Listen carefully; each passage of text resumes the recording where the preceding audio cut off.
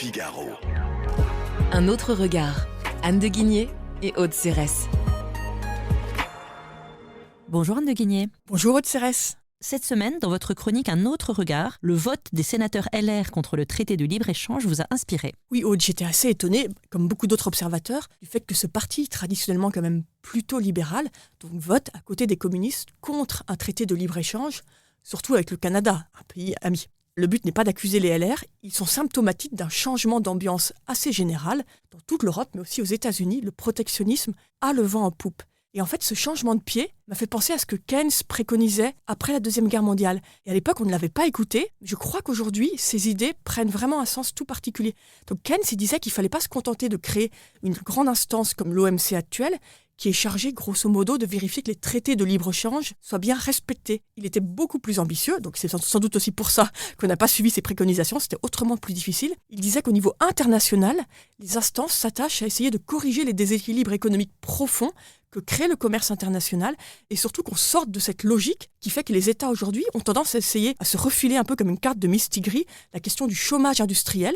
Donc le but, c'est que vous essayez de revendre à tout prix tous vos biens aux États étrangers en vous disant que vous allez transférer comme ça le problème du chômage. En fait. Donc à vous entendre, Keynes était plutôt favorable au protectionnisme. Alors ça, c'est un grand débat, Aude. On va peut-être pas rentrer là-dedans dans notre chronique en 3 minutes. Il y a beaucoup de thèses qui donnent des avis divers sur le sujet. Je dirais qu'il était surtout pragmatique, et je crois que c'est ce dont on a le plus besoin aujourd'hui, de pragmatisme. Grosso modo, Keynes a toujours été plutôt favorable au libre-échange, mais pendant la crise de 29, il a défendu un protectionnisme circonstanciel, parce qu'il disait qu'à ce moment-là, l'essentiel était de protéger les emplois britanniques. Alors pourquoi aujourd'hui le sujet est si sensible pour nous, Français ? C'est parce que depuis 20 ans, la France a rejoint le camp des États déficitaires. Vous vous rappelez, dans les 30 Glorieuses, la France était très fière de ses performances en commerce international.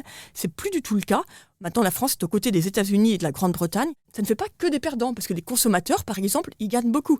Les consommateurs français, grâce au libre-échange, ont pu acquérir, depuis maintenant donc des années, des biens beaucoup moins chers. Et puis surtout, ils ont aussi bénéficié d'une baisse de prix des producteurs locaux. Eux-mêmes sont soumis à la concurrence et doivent baisser leurs prix. Certes, mais le libre-échange a aussi provoqué des délocalisations. Mais bien sûr, Aude, le libre-échange, c'est un sujet très complexe, il n'a pas que des bienfaits.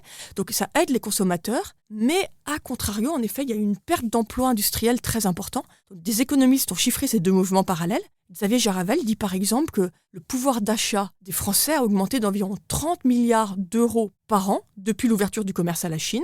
Une autre étude d'un économiste de la Banque de France nous dit qu'entre 2001 et 2007, la même ouverture du commerce à la Chine a provoqué quasiment la disparition de 300 000 emplois industriels.